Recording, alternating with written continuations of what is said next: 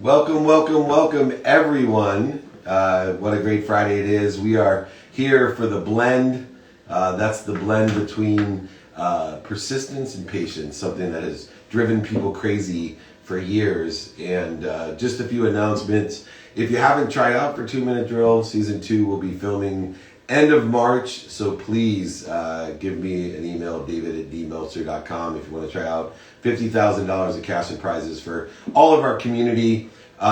Put your questions in the Q&A section or join me on Clubhouse for Q&A or IG Live for Q&A. Make sure that you load those up after we give a little bit of insight on the counterintuitive and confusing blend between patience and persistence. All the exercises, guides, and my books are free from this, so go ahead and email me. Everything from sales to ego to this blend training, all of it is available. Just like I said, email me, david@dmeltzer.com. Next week training is BYOQ, bring your own questions. It's Ask Me Anything training as well, and you can always join my text community. Anyway, let's get started. One of the most common questions that people ask is about how do I detach from my outcome? How can I be a aggressive, ferocious person and have this persistence, this do not quit, consistent, persistent pursuit, and also be a Buddha and allow it to happen, and to be patient and wait for it to happen at its right place at the perfect time. The blend is a word that I found called temperance. And temperance is a virtue that moderates the attraction of the pleasures and the goals and the vision that we had and provides a balance in the use of these things in the world. It ensures the free will and the mastery that we have over instincts and keeps our desires within the limits of what we want. So it's very important to know what we want personally, experientially, giving and receiving wise. And think of what it means to temper. For example, steel, right? You have to add the right amount of heat and the right amount of cold to create a stronger metal. This is the same thing we have to do with persistence and patience. It needs to be a temperance, a blend. Too much or too little of the heat and the cold, too much of persistence and too much of patience makes it weak and brittle, just like steel. So to be patient means to have the ability or discipline to be quiet and allow yourself to wait with faith for the right moment to act in temperance instead of working on something, doing the same thing again and again and again, expecting a different result, which, by the way, is the definition of insanity. And we continually create resistance in our life when we are out of balance or don't have temperance in the blend. The counterintuitive, confusing balance between how do I stay consistent and persistent and yet allow things to happen or be patient for them to happen. And this blending and merging or doing something like that is very counterintuitive because we have to understand, I think, the nature of how expansion works. So the idea is this, is that if you're persistent and consistent, you're working with the universe, which is expanding as well. And the way that I like to look at it is like a swimming pool.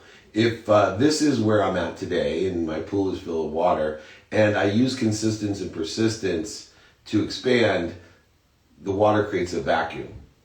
And that vacuum is the allowance.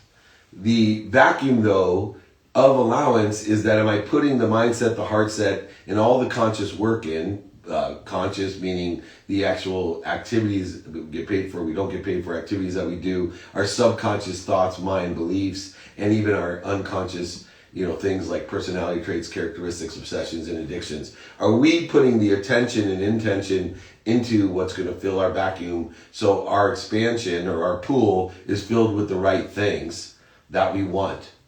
And the faith is derived from that process. So if faith is derived from the process and confidence that you are consistent and persistent, that it actually is an additive, the persistence, to the patience. And now that's completely counterintuitive for most of us when we hear it the first time. Let me reverse that back to help you out. So the more persistent you are and consistent you are, the more confident you are that everything's going to work out for the better. right? So the more confident you are, or the more faith you have that I must be at the right place at the perfect time right now. I have everything I need or I wouldn't be here. And now I'm consistent and persistent towards what I want, but I have faith because of the consistent and persistent behavior that I will end up somewhere better. And that consistent, persistent behavior creates confidence, clarity, balance, and focus in our lives. And yet we naturally create resistance with persistence. Now, how do you create resistance with persistence? When you attach your emotions to an outcome, you actually now create a scarce, limited world that obviously the more that we wait and get impatient creates more resistance because what you resist persists. So if you think that it's not happening fast enough and putting your focus energy on what's missing or what's not happening or what other people think should be happening, that's what you're going to end up getting instead of putting all of your intention on the persistent, consistent behavior, which actually allows things to happen faster. The definition of patience is the ability to accept or tolerate delays or promises or problems or suffering without becoming annoyed or anxious. In other words, without entering the realm of fear, the conscious fear that we have, the fear that creates the interference, the voids, the shortages. So basically, patience is the ability to find the light, the love, and the lessons in everything.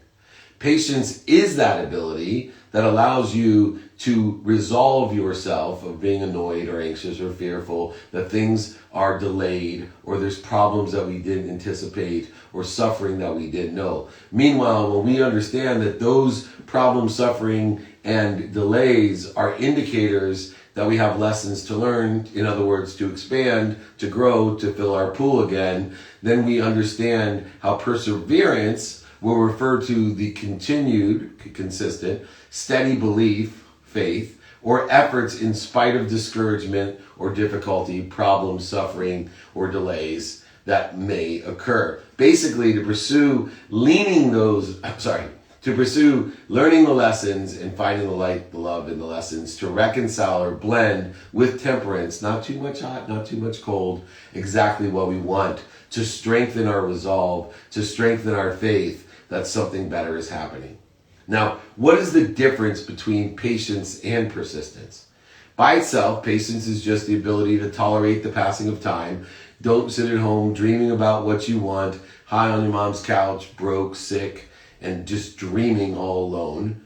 What you really want to do is blend patience with temperance, with persistence. And persistence being that ability to push and push and push and push, and its ability to be stubborn in the best possible sense of the word, to not quit, to look up, to get up, to enjoy the consistent, persistent pursuit of your potential. So how do we do that? What are these ingredients that we're looking at in order to blend or have temperance in our life between patience and perseverance?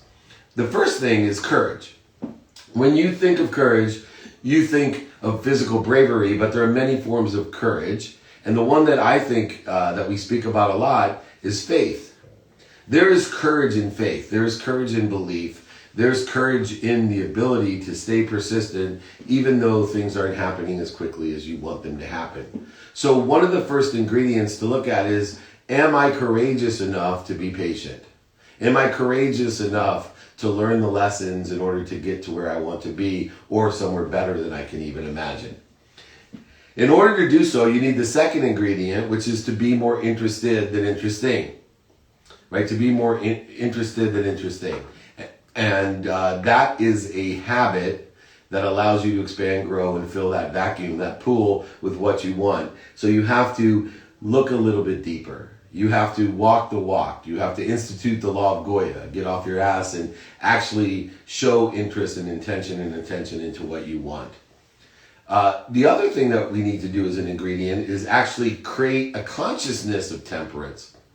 And when we create this, we define it as the personality trait of being thorough, careful, and vigilant in what we do to utilize the AAA strategy of getting alignment through being more interested than interesting, taking action through the law of Goya, and creating a consciousness of adjustment, preparing for adjustment, knowing that we don't know what we don't know, knowing that if you want to make God laugh, come up with a well-developed plan. So create a consciousness in order to do so. And the second ingredient then would be to empower others, as is my mission, to create a collective consciousness, to allow the segmentation, the acceleration, to allow those people that laughed at you, scoffed at you, made fun of you, to applaud you and come behind you with all of the productivity, accessibility, and gratitude that they have. Improving productivity with patience will be beneficial both in the short and the long term.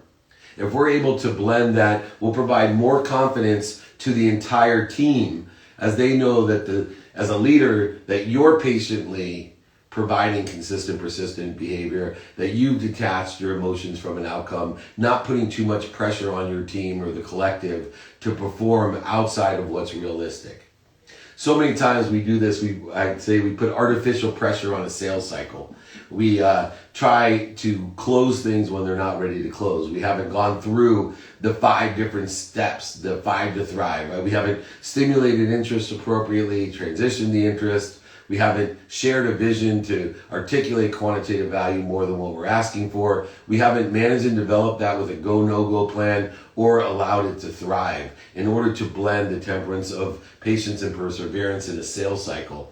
And if anybody wants any of the exercises on 5 to Thrive, on a go, no-go plan, I know they're very popular. Just email me. I'll send them to you for free, david@dmeltzer.com. All of the guides, books, anything you want on this, please reach out, take this stuff, use it. I have templates, I have exercises that will allow you to blend patience and perseverance by using go, no-go plans and 5 to Thrive documents, credibility documents, AAA strategy, whatever you want. Beyond the creating of your own personal consciousness, temperance, and the collective consciousness of not putting an artificial expectations of emotions on an outcome and pressure on other people to do so, which creates resistance and voids and shortages in what your not only expectations are, but what actually the productivity and end result will be. You need to know one other ingredient in order to have this blend, this counterintuitive, confusing blend of temperance, and that is be happy where you're at. So many people ignore the first steps of taking inventory of their values, but also assessing and being happy with what we have.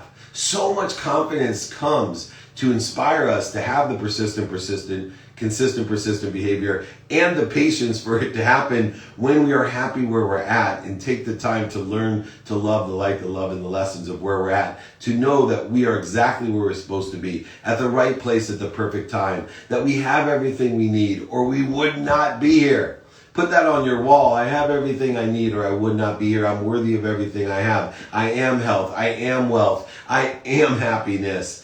I just have to figure out what I'm doing to interfere with my health, wealth, and happiness. I have to be able to be happy every day and only spend minutes and moments outside of happiness in ego-based consciousness. And that is one of the temperances that we utilize in order to effectuate staying motivated, inspired to be consistent and persistent in the pursuit, as well as patient for our potential to occur. The other ingredient is the perseverance ingredient, to be strong and to never give up. For your work will be rewarded eventually, and you will need to persevere so that when you have done your best, you will see better than what you expected. An ability to recover or adjust easily to the misfortunes or change or things or circumstances that you didn't expect, and angle to what you want. This idea of angling to what you want shows an enlightenment, a consciousness that you don't know what you don't know, and that you are accepting of the lessons that are coming up with the pain, suffering, delays that you didn't anticipate, and you see and look upon them with a positive perspective that this is an opportunity to grow, learn, expand, so that you're putting the right things into your swimming pool. And that perseverance and perspective combined with the resilience of not quitting. And this is resilience combined with patience and persistence and perseverance and temperance. People have to understand segmentation. And I'm going to give a story about a lily pond that I've given before to explain how important it is to have perspective of how things grow. You know, I have a lily pond, and it has one lily pad on it. And I brought out an expert to say, I want to fill my lily pond to be covered completely with lily pads. And after assessing the size of the pond and where it's at, the expert assessed and said it's going to take 20 years to fill your pond. And they double each time each year. You will have twice as many lily pads. And he said, so I looked at him, I said, so in 10 years it'll be halfway full. He said, no, it takes 90% of the time, if things double, to get to where you want to be. 90% of the time just to get to 25% of the way there. It takes 95% of the time to get to 50%, and all 20 years to get to 100%. This is the problem with perseverance, temperance, and patience, which I've mentioned before. The lily pond is not full until the 20 years. It's halfway full at 19 years. It's 25% full in 18 years. But what happens within the 0 to 18 is that we start doubting ourselves. Other people start doubting us. We start focusing on what's missing, what other people are saying, or what we don't want. And then we actually slow down the process. Where if we have confidence in faith with the consistent, persistent pursuit, not only will we actually get there in 20 years, but most likely it will speed up the doubling process. And instead of taking, it takes 1 year to get 2 pads, it'll take 2 years to get 4 pads. All of a sudden it's 11 months to get 8 pads. And now it's 10 months to get 16 and so on. You'll actually get there faster. And this is so counterintuitive because our perspective cannot figure out the math of exponential growth, acceleration, and compound interest. Study Einstein's compound interest and rule of 72. For every percent that you increase your betterment of what you're doing, utilizing persistence and patience, that it will half from the rule of 72 how long it takes to double. So if we can get 1% better each year, and it takes 1 year to double the first year, and we get 1% better, it will actually take 36, which would be half as much time, and so on and so on. I love to apply math to patience. I love to apply math to motivate and inspire me to stay the course, to angle to what I want, knowing I'm going to end up somewhere better if I'm able emotionally to detach myself from the outcome at hand. And segmentation, the understanding of the lily pond story, is so important to every aspect of an expanding, growing, accelerating life. That if we can tell ourselves that we're not going to be 25% of the way there until we're 90% in time done. There are no overnight successes. We can speed up the process by getting better, more productive, more accessible, and more statistically successful. We can do that, more efficient in what we're doing. But in the end, we have to understand that things that are successful double upon themselves at a rate that can accelerate, but at a steady rate, it would be 90% of your time until you're 25% of the way there. Then it turns into, so when most people think they're halfway there, is half as amount of time that they expect it to take. Not only does it slow things down when you expect it to take a certain amount of time, but beyond that, even if it worked within the context of expecting in the time frame in which you gave it, you would end up not being there until you were literally 25% of the way and 90% of the time. 18 years in the lily pond example. Now, pursuit is the continued effort to do or achieve something despite the difficulties, failures, oppositions that you face, and you have to have faith that you're going to end up somewhere better. Now, why? Because I imply or apply the why not rule. So if you have a choice whether or not you believe this is your only life to live or you have multiple lives to live, why would you choose multiple lives to live? If you have a choice that you're going to end up exactly where you want to be or somewhere better, both are uncertainties. Which one would you choose? The majority of the people actually choose initially that they're going to end up where they want to be. And then because of segmentation and how long it takes, they actually start believing and settling and also believing that they're going to end up somewhere worse, less than. In the same mindset, you can go ahead and adjust it and end up somewhere better. And so for me, I'm happy where I'm at. I adjust that every single day, utilizing the AAA philosophy, the law of Goya, the angle to what I want, accepting the lessons that I'm supposed to learn, finding the light in everything I do, learning to love all the things that other people don't learn to love, which is my superpower, and then having the faith that I'm going to end up somewhere better. So understanding these ingredients of courage, being more interested than interesting, creating consciousness, collective consciousness, being happy where you're at, perseverance, temperance, angling to what you want, resilience, of course, segmentation, and having faith that you're going to end up somewhere better. How do we develop these things? And so I want to go through some ways that you can develop these types of behaviors, these disciplines and strategies and habits in order to incorporate into your quantum memory, your own habit machine, in order to effectuate that expansion and the filling of the vacuum that you wanted. And so the first one is you need to identify your wants and desires. If you don't know where you're going, you'll probably end up somewhere else. I'm going to repeat that. If you don't know where you're going, you're going to end up somewhere else. So you need to be able to take inventory every day and not being afraid of being a hypocrite, not being afraid to change your mind, to know where you're going, at least for that day. And utilizing all the different things to create a mindset around where you want to go, and then also asking and finding out, and beyond where you want to go, determine your motivation and inspiration to get there.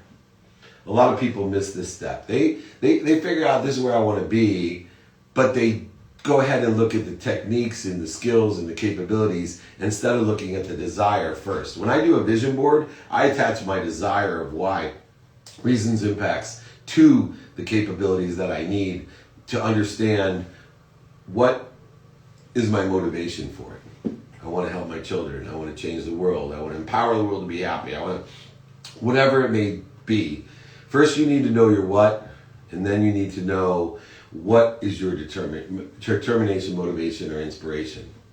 And then you can start outlining the action steps to create a plan, thinking about alignment with what's doing well now, what's stable now, and what maybe do well in the future, determining your own capabilities, your skills, your knowledge of what and who, and your desire to figure out the steps to angle towards what you want. And after you outline those steps, you have to understand the mindset that it's going to take with all of those things that we previously mentioned, from courage to consciousness to perseverance to segmentation to faith, etc.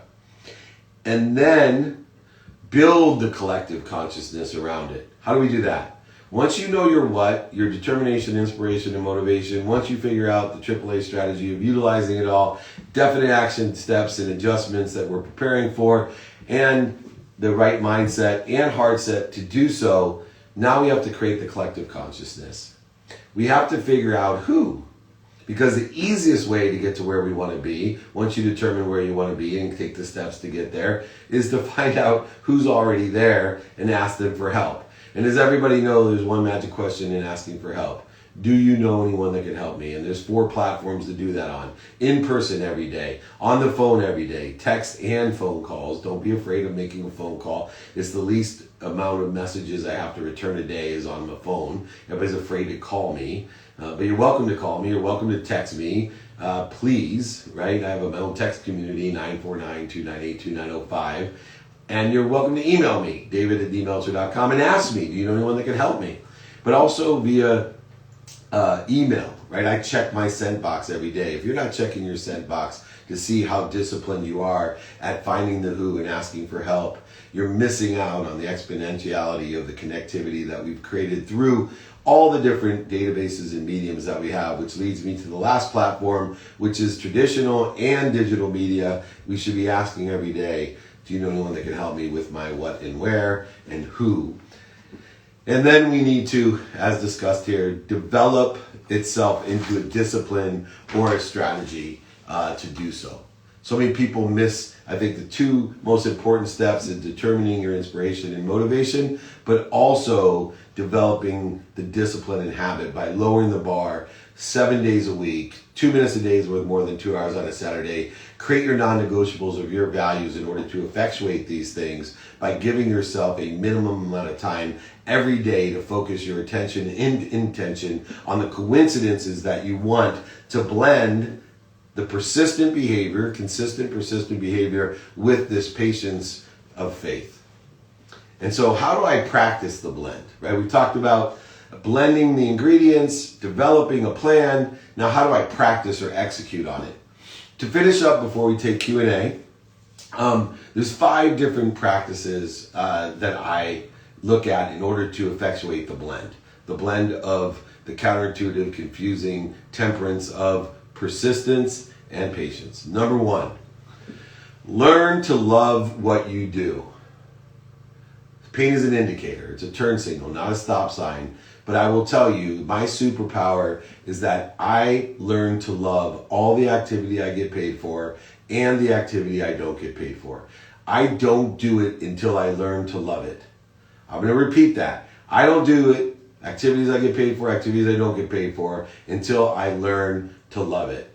And if I can't learn to love it, I delegate it, pay someone to do it, or get rid of it from my life. And therefore, if I can learn to do what I love, I will embrace all the obstacles, voids, and shortages that may arise in order to effectuate it as an indicator. There's a lesson to learn, which makes me love it more, because learning is what I love to do, because it means I'm expanding, growing, and accelerating towards what I want. With faith, I'm going to get somewhere better. Number 2, to practice the blend, find the lesson in what you love. As I mentioned, pain is that indicator, and you need to be consistent and persistent and pursue everything that you're looking for and through in the face of set-ups. Notice I didn't say setbacks. In the face of set-ups. When you can find the lesson, the light, and the love in what you have learned to love to do, you will only accelerate the speed of segmentation, exponential growth, and compound interest. So find the lesson of what you've learned to love to do.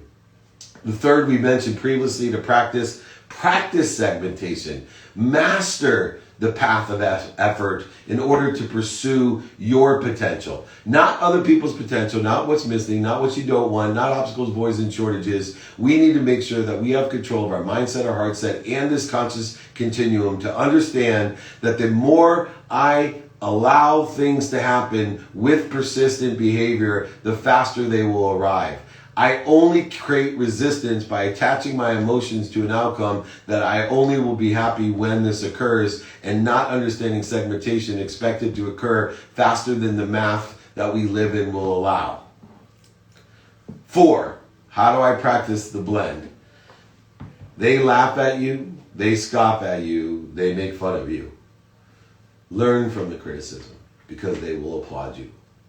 Listen and understand the criticism that you're getting, and understand and pray for its happiness, but they will laugh at you. You need to focus in on what you want. Take in like a handful of sand all the different advice of everybody else, and hold on to the 1 or 2 kernels that resonate or align with what you want. Let the other ones with gratitude and understanding fall through your hands. And then finally, to finish up before we take Q&A, load it up online, IG, Clubhouse. Let me know. Give me those questions. Speaking of which, number 5, how do I practice the blend? Find the lessons and inspiration in other people. In other words, be more interested and interesting. Find people who sit in the situation that you want to be in. Find those lessons. Remember, there's 2 types of people to learn the lessons from and get inspired from, to get the directions to where they are. One is a coach, and a coach will bring out the best in you, and the other is a mentor. And a mentor will give the best of them, will give you the directions to get to where they are.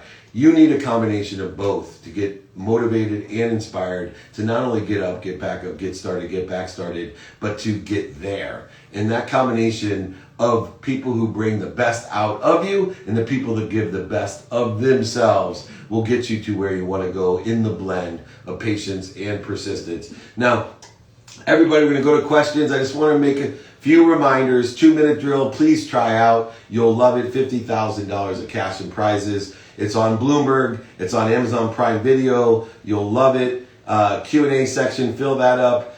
all the exercises from persistence to patience to segmentation to go, no go plans to the sales tools to all my books. I'll sign them, send them, pay for shipping. I don't care. All you need to do is email me, david@dmeltzer.com. Next week training is just like my Mondays. Ask me anything, BYOQ. You bring the questions. I'll hot seat, coach, and mentor you throughout an hour of time on IG, on Clubhouse, and on this system as well. So just email me if you want to join me. Join my text community, 949-298-2905. All right, enough of this. Let's get to the good stuff. I love answering questions. Thank you so much for putting them in here. I'm going to call up first Sydney Ambrose coming up. I'm going to take a quick question here. If you are immersed in the moment instead of focusing on a future moment, then you need patience. Even though you're immersed in a moment and staying present by doing it now, you should have a idea of where you want to go. So I always say, if you want to get from San Diego to Maine at night, you need to see 3 feet in front of you, but you need to know your ultimate location, and you may end up somewhere better than Maine even. But beyond that, you do have to blend that immersed, focused, persistent, consistent behavior on what those daily activities of the what, the who, the how, the now, and the why, while you're in the context of a grander scaled event that you reassess every day, which may change and make you a hypocrite, but don't care. So you need to blend not only patience and persistence, but the positive present with your future objectives, detaching your emotions from it, allowing you to end up somewhere better with faith. All right, Sydney, thank you for joining me. What question do you have? What's happening, David? How are you, man? Awesome. Thanks for joining me. Just wanted you to touch a little bit on the trick and the ego thing, and how you could apply that to in a business sense. Because I know you talked about it, going to the gym, kind of tricking yourself. Hey, let me just go down to the gym for 1 minute, make it count. But I want to see, like, from a business standpoint, how would that work in a situation. Yeah, determinative upon what the business or critical business issue is, we can go ahead and analogize, just putting our tennis shoes on.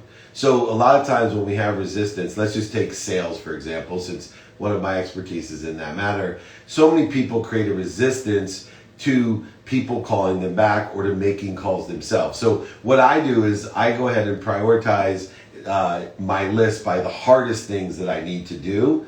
And I just pick one of them and tell myself that my day will be successful after I've done the list. Here, if I just go ahead and cut my right hand fingernails first, if I'm right-handed. In other words, this is the most challenging, difficult opportunity of the day.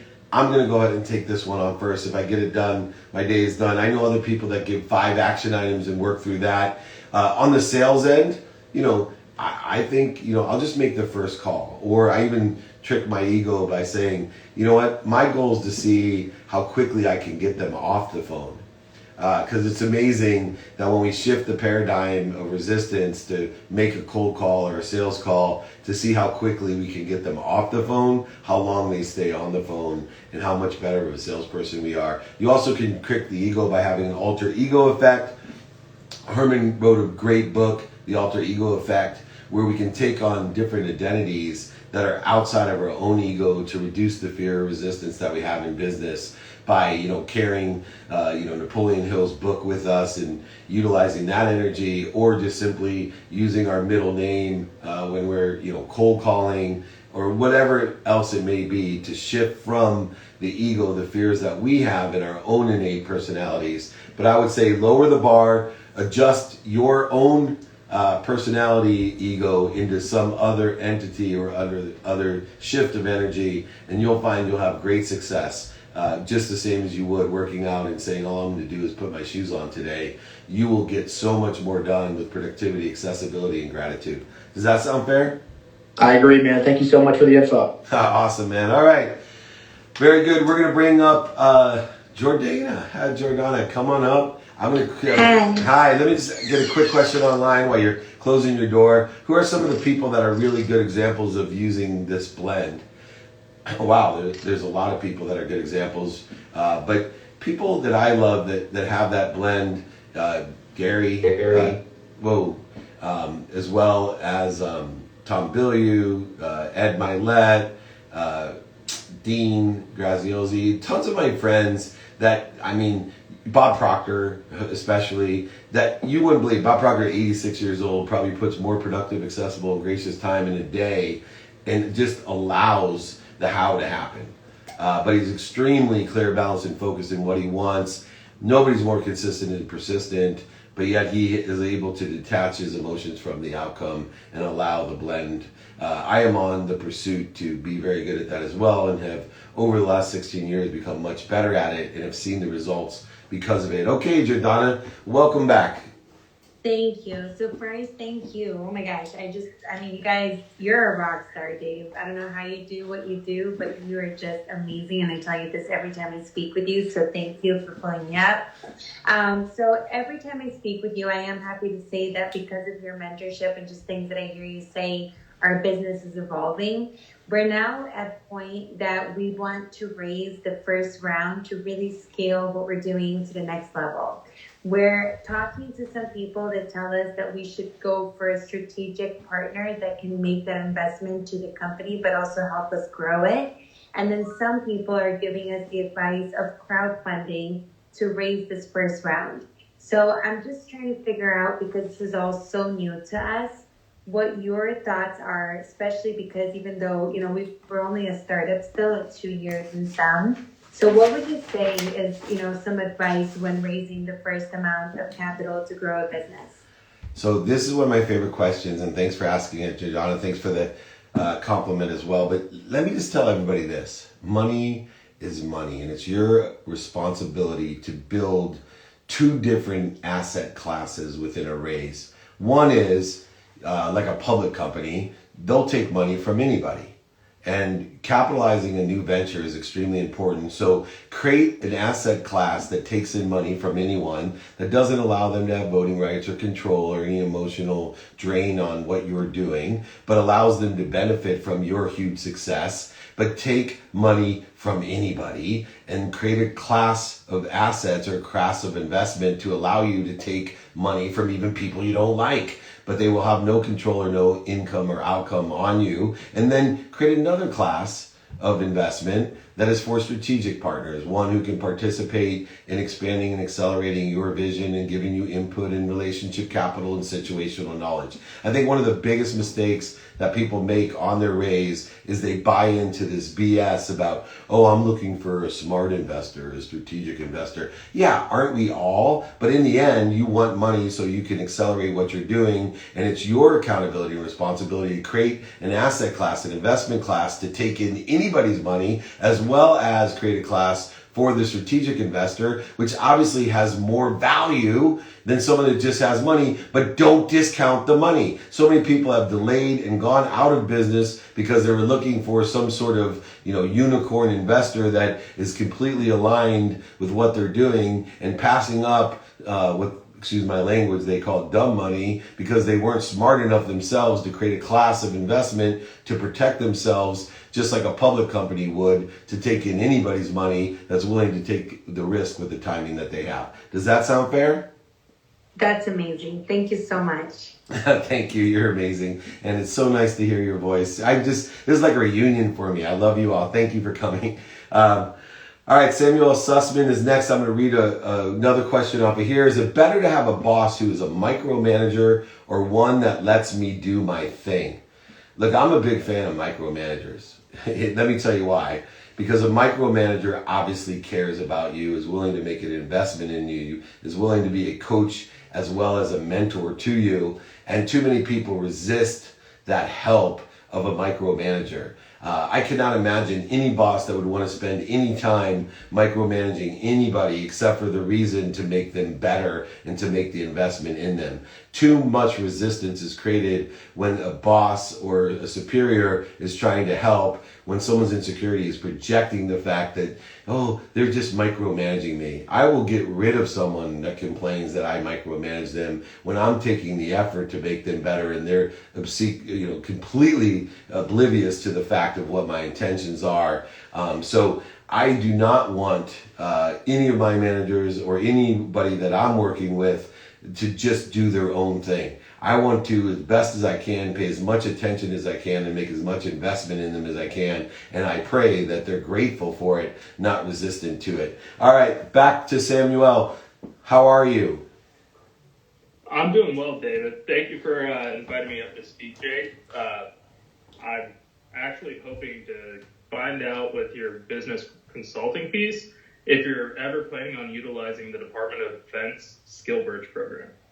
Wow. It's starting to help businesses by utilizing that program.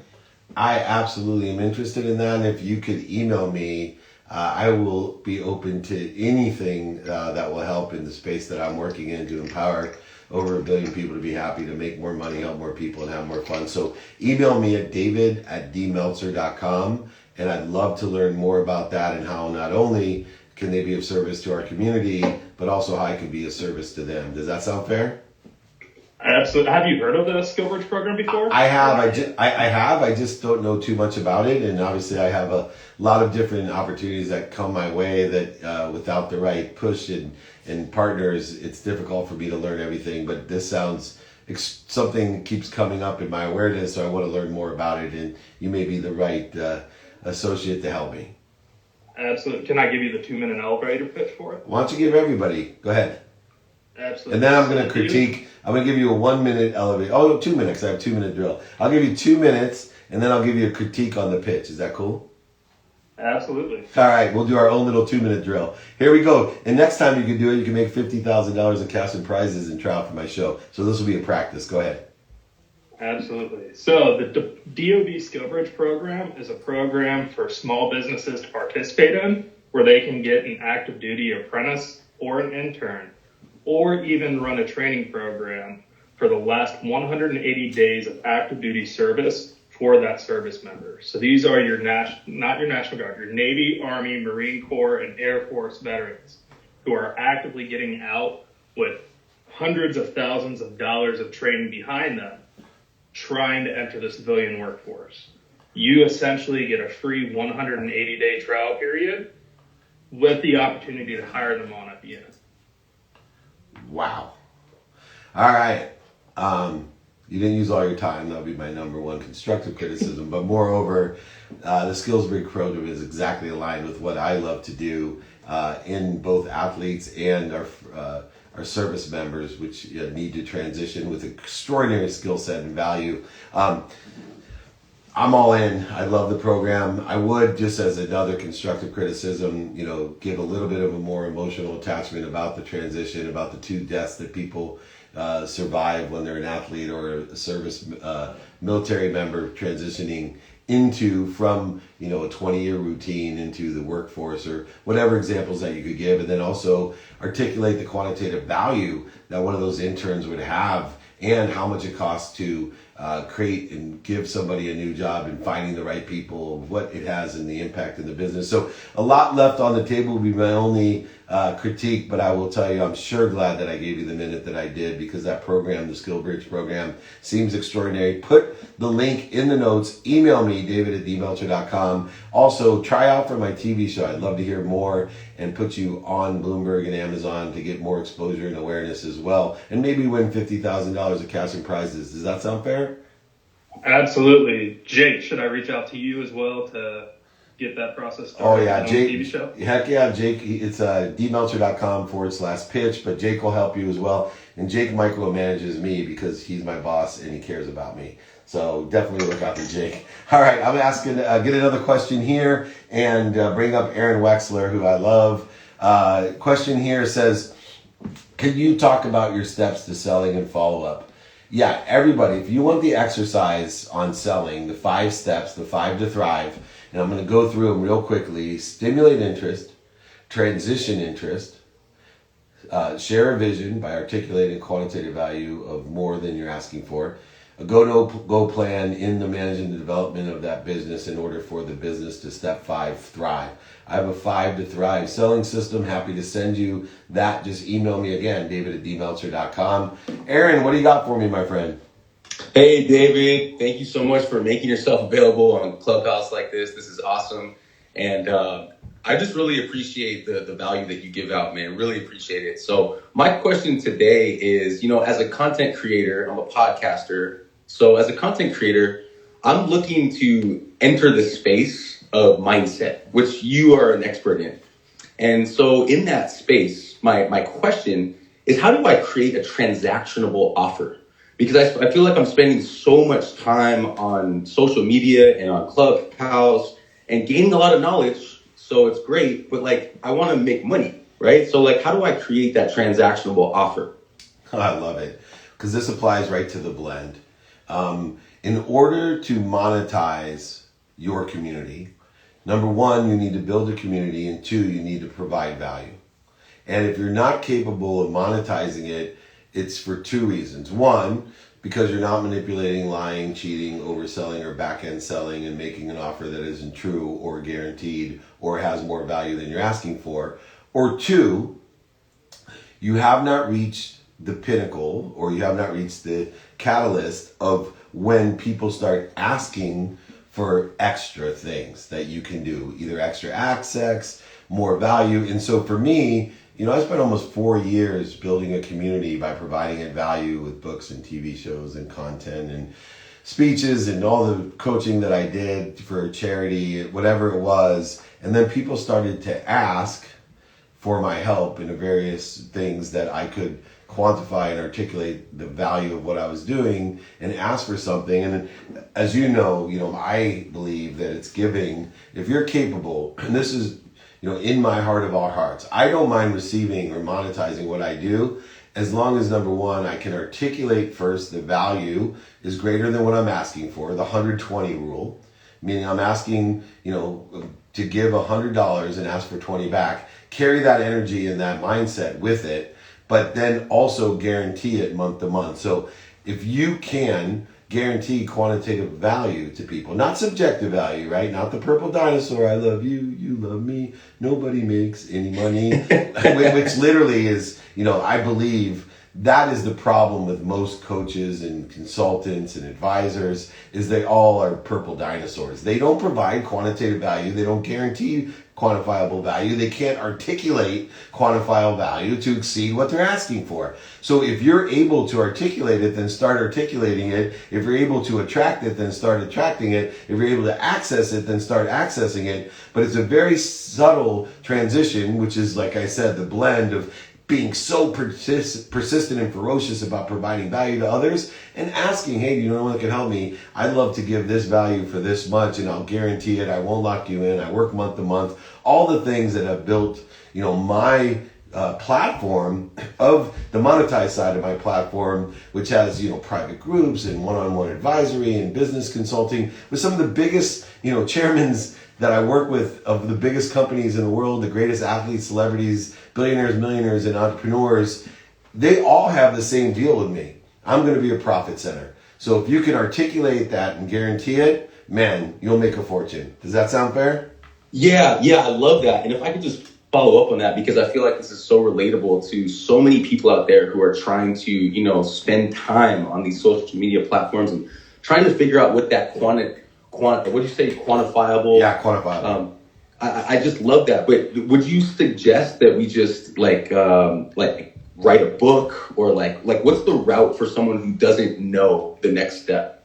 You know? So number one, I would get a mentor, right? I mean, to be straight out, there's so many people that are sitting in a situation that you want to be in, whether they wrote books, they speak, they coach, they provide online courses, they have TV shows, movies, whatever, and wherever you want to create your content and stimulate, motivate, inspire people with. Find somebody that is there and ask them directions on how to get there. Or just pick, by taking inventory of your own values, what you find most important and valuable, aligned with what you are valuing, to get started there. So if, for you, it's writing a book, if it's podcast, if it's videos every day, Instagram Live, Clubhouse, webinars, I don't know. You pick for yourself. I prefer to use the shortcut, which is find someone that's already there and ask them for directions. Okay? Well, that's you, buddy. Email me here and I'm here for you. Absolutely. All right? I love it. Appreciate you, David. I appreciate everyone, especially you, Aaron, for coming up here and having the vulnerability to ask the questions that everyone's thinking about. So thank you. All right, next up is Jad. Jad, give me 1 minute to take a question. I love this one here. How do you reach out to somebody cold? Well, first of all, the somebody cold should be a little bit more researched and at least have people with open minds. I'm seeking people with open minds because it takes 1,000 times the effort to reach out to someone with a closed mind than it does an open mind, even if they're sitting as low-hanging fruit, exactly what you're looking for. If they have a closed mind, it ain't going to do you any good. So reach out and then practice the superpower of reaching out. The superpower, get your pens ready, everyone. The superpower of reaching out is to be an expert at getting people to get back to you. Whether it's in person, on the phone, via email, or media, you want to practice what it takes to get people to get back to you. Over 80% of the people never get back to you. Imagine if you can increase that 10%, what it will do to your bottom line and your opportunity. And so to reach out to somebody cold, find an open mind and practice getting them to get back to you so that you then can, number one, have credibility when you talk to them, have an emotional attachment by asking them what they like and what they don't like about what they're doing today, and then appreciate the difference that you can provide, the differential of something that you can provide. Reach out to someone by finding open minds and getting alignment with credibility, emotional attachment. And then, of course, as Aaron has helped us understand, we got to be able to articulate, I mean speak about, articulate, write about, read about, sound about the quantitative value to exceed more than we're asking for. All right, let's keep that one in mind. Great question. Jad, what question do you have for me? Hey, thanks for having me. Number one is essentially, how do you have a work-life balance, David? And then on top of that is, like, what type of productivity tools do you use to balance out your life? I love this question too. Thank you, Jad.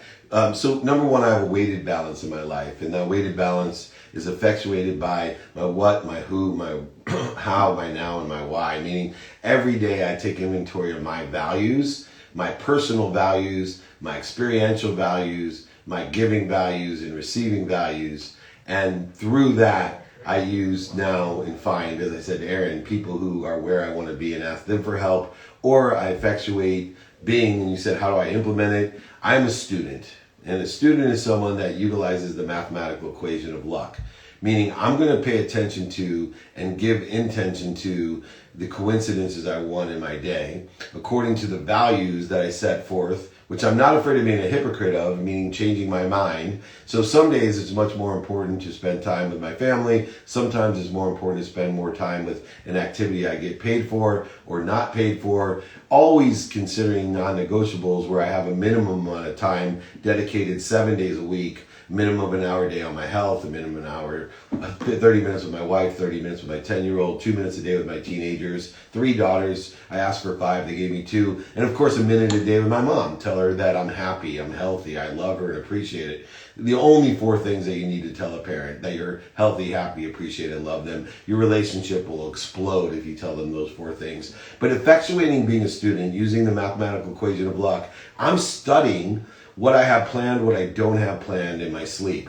Remember, you don't have to live with the man-made construct of time. We talked about time, segmentation, space, quantities. Those are all man-made constructs. So I shift the paradigm. I go with the counterintuitive thought that why not have my tomorrow start today? Meaning my day starts on 9 p.m. mark tonight.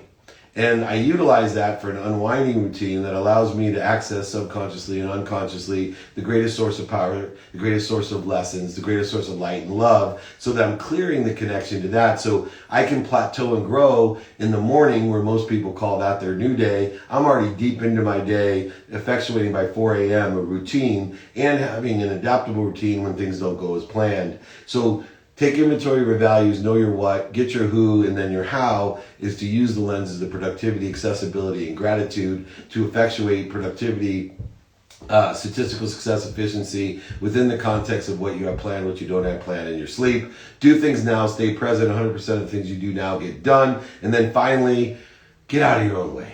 Don't take yourself so seriously. Practice ending fear. Know that you are health. You are wealth. You are happiness. And your free will is utilized to clear the interference between you and what you already have.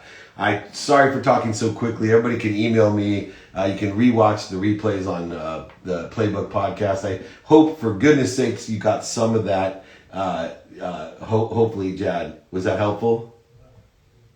Yeah, no, it was definitely helpful. I do appreciate it. However, on top of that, what type of productivity applications, tools, what do you use, David? I use Outlook.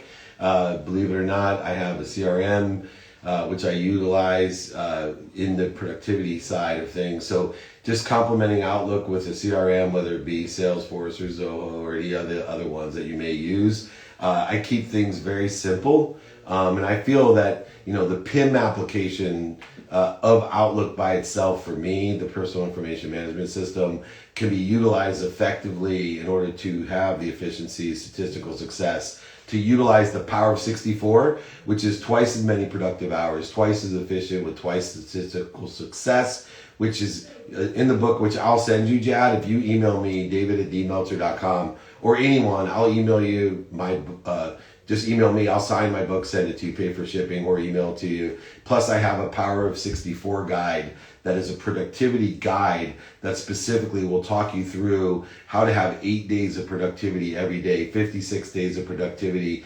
every week, and still have a weighted balance with a very fulfilling and passionate family life, economic life, philanthropic life, and activity you get paid for. Does that sound fair? Sounds great. I much appreciate it again. Thank you. You're awesome, man. Thank you so much. All right, let me just take one question here online and see if we have enough here. How do you know when you're pushing too hard for something? You get pain. So when you get pain, that's an indicator that you're pushing too hard, right? If we get and keep doing the same things and get the same result and it results in pain, that means you have a lesson to learn. So breathe, get back to center, find that lesson, and then move forward. If you have pain, suffering, delays, etc., you may be pushing too hard. So take a step back, breathe, get to center and neutral, and accelerate in the right direction. All right, we have time for one more person. If you come up real quick, we got 1 minute. Mike, come on up, ask me a question real quick. David, what's up, man? So I want to know what activities you do through the day, aside from the morning routine, to keep your mind on the right track in times of darkness. And on top of that, what's the number one book or resource you recommend on the topic of your mind? Yeah, for me, Power of Intention is the best book for topic of the mind. I also like Think and Grow Rich, and I also like The Course in Miracles. Those are 3 of my favorites, which I read or listen to every single day. I have a practice of minutes and moments. Just to finish up, and the practice of minutes and moments say: 1, identify what's causing that interference. 2, stop. Don't resist it. Don't oversell it, back and sell it, go over it, under it, through it. Don't waste my energy in ego-based consciousness, but simply stop and then breathe, as I mentioned before.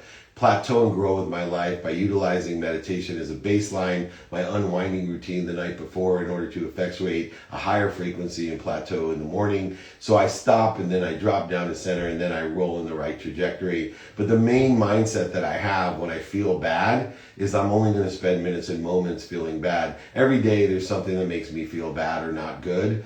And instead of wasting time, emotion, accelerating into it, over it, through it, around it, or allowing it to push me off of my trajectory, I simply take a moment to stop, to find my peace, to find my center, to find my highest frequency in order to spend minutes and moments in the bad feelings instead of days, weeks, months, and years. And once again, everybody, I want to thank you so much. Please reach out to me, david@dmeltzer.com. I will send you all my books, guides, exercises, all for free. I'll sign it, send it, pay for shipping, not a problem. Q&A, ask me anything, BYOQ next week. Please join me, 6 a.m. on Clubhouse every Friday, as well as 3 p.m. Ask Me Anything on Mondays on Clubhouse. Trainings are every Friday, 11 a.m. Pacific time. If you want to see all the other trainings, billionaires, millionaires, entrepreneurs, celebrities, athletes, entertainers, download the playbook. It's right there on Spotify, Entrepreneur, Google, iTunes. You can reach it. If you have any other questions, just reach out. Remember, most importantly, everybody, be kind to your future self and do good deeds. Thank you so much. Can you hit that? I did hit it. January comes the next hit business show, 2 Minute